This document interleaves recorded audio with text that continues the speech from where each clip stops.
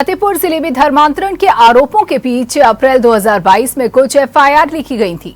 इसके बाद पुलिस की जांच आगे बढ़ी तो हैरान कर देने वाले खुलासे हुए। विवेचक अमित मिश्रा के मुताबिक जांच पड़ताल के दौरान विदेशों से करोड़ों की फंडिंग के सबूत हाथ लगे हैं। जांच में शूटआउट के वीसी आरपी लाल का नाम सामने आया है तो उनके खिलाफ थाना कोतवाली में रिपोर्ट लिखी गई है। वहीं विश्व हिंदू परिषद का दावा है कि जिले में अब तक 50 से 60 हजार लोगों को बरगलाकर उनका धर्म बदलवाया गया है। प्रयागराज एडीजी के निर्देश पर अलग अलग डेट पर 3 मुकदमे दर्ज किए गए हैं। 47 नामजद और 20 अज्ञात लोगों के विरुद्ध कार्रवाई की गई है। बता दें कि फतेहपुर जिले के ललौली कस्बे में अक्टूबर 2022 में धर्मांतरण का पहले केस सामने आने के बाद हिंदूवादी संगठन सक्रिय हुए थे। एफआईआर दर्ज कराने के बाद पुलिस ने जांच शुरू की तो एक चर्च में मिले रजिस्टर में 1353 लोगों के नाम मिले हैं। दावा किया गया है कि इनका धर्मांतरण कराया गया है। Church mission hospital all world vision संस्था नाम इसमें सामने आने के बाद पुलिस ने गहराई से पड़ताल शुरू की। फतेहपुर जिले के थाना कोतवाली में वीरेंद्र कुमार और संजय सिंह नाम के व्यक्ति ने 47 नामजद लोगों के खिलाफ धर्म परिवर्तन प्रतिषेध अधिनियम में रिपोर्ट दर्ज कराई है। वीरेंद्र कुमार ने आरोप लगाया है कि 40 दिन की प्रक्रिया पूरी कर उन्हें और कई अन्य लोगों को ईसाई बनाया गया है।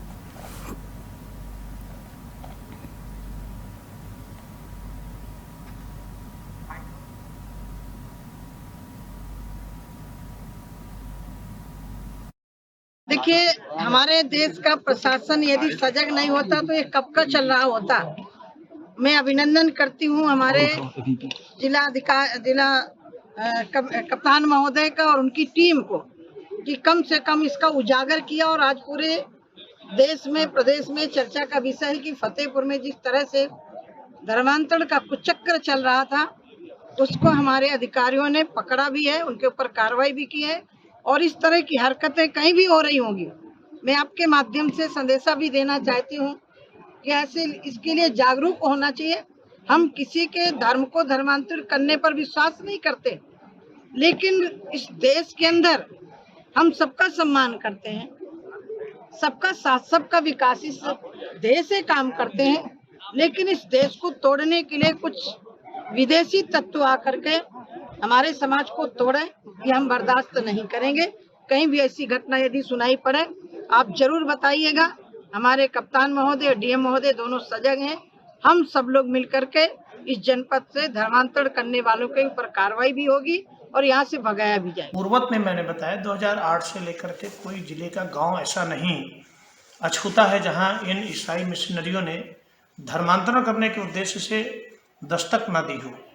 परंतु हसवा ब्लॉक के अंतर्गत लगभग 2 दर्जन से अधिक गांव हैं जहां पर बड़ी मात्रा में लगभग पूरे गांव के लोगों को मतांतरित करने का जो है सफलता प्राप्त कर ली। और इसका परिणाम ये है कि वहां पर बड़े पैमाने पर वर्ल्ड विजन संस्था स्वाट्स और बाहर से भी, इवन विदेश से भी बहुत बड़ी मात्रा में ईसाई आते थे और यहाँ पर डेरा डाल करके मतांतरण करने का कार्य कर रहे थे।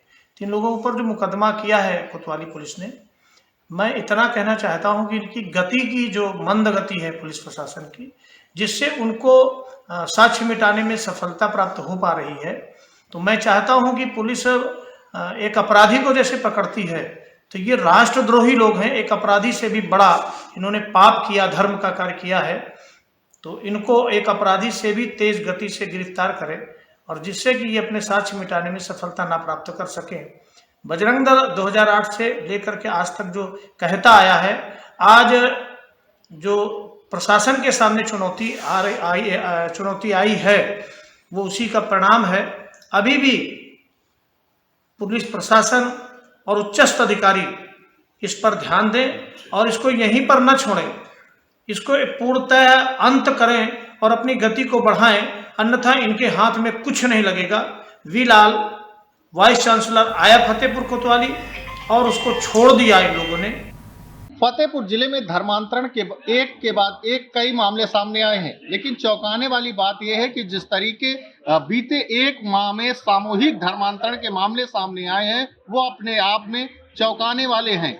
ईसाई जो हिंदुओं से ईसाई लोग बने हैं और इसमें विदेशी फंडिंग का भी मामला सामने आया है, जिसकी यूपी एटीएस की टीम भी जांच कर रही है।